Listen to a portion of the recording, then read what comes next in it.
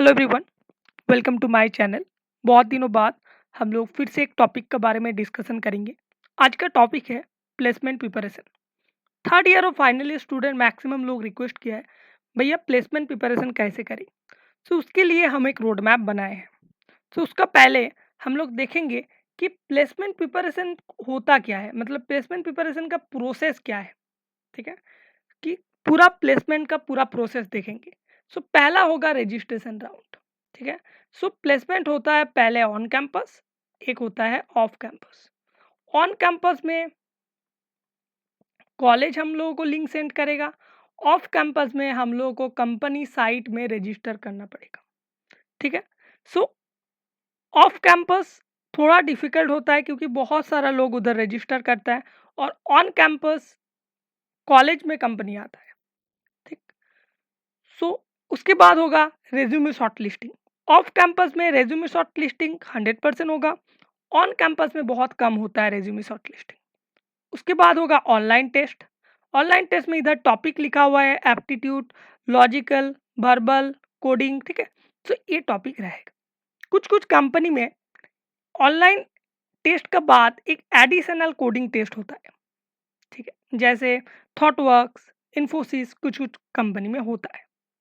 और maximum service based company में ये ऑनलाइन टेस्ट में मतलब एक टेस्ट होता है, एक ऑनलाइन टेस्ट, उसके बाद एडिशनल कोडिंग राउंड बहुत कम होता है मैक्सिमम सर्विस बेस्ड कंपनी में। उसके बाद होगा टेक्निकल इंटरव्यू। टेक्निकल इंटरव्यू में क्या क्या क्वेश्चन पूछेगा, related to programming, DSA, DVMS, project और एक्सपीरियंस। उसके बाद होगा एचआर इंटरव्यू। एचआर में maximum situation based question, project related कुछ कुछ कभी कभी पूछता है, और कंपनी रिलेटेड। उसके बाद सिलेक्शन एंड रिजेक्शन।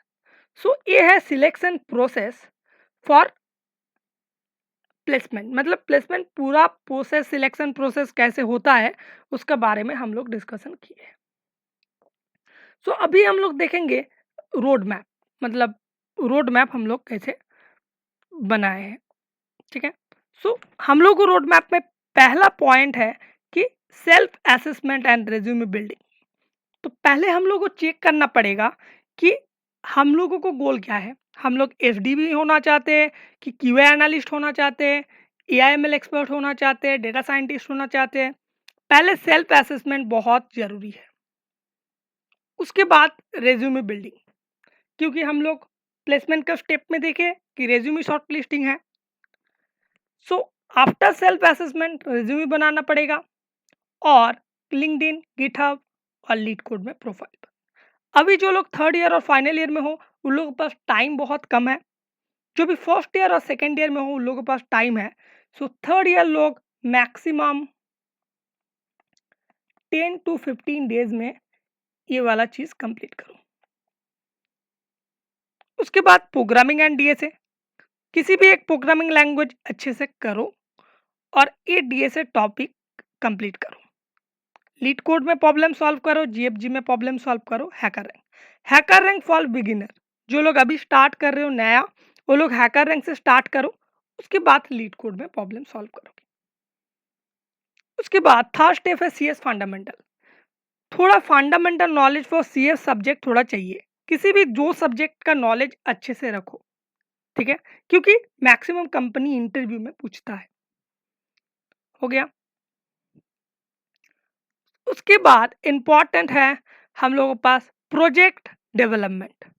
ये है बहुत इंपॉर्टेंट पार्ट।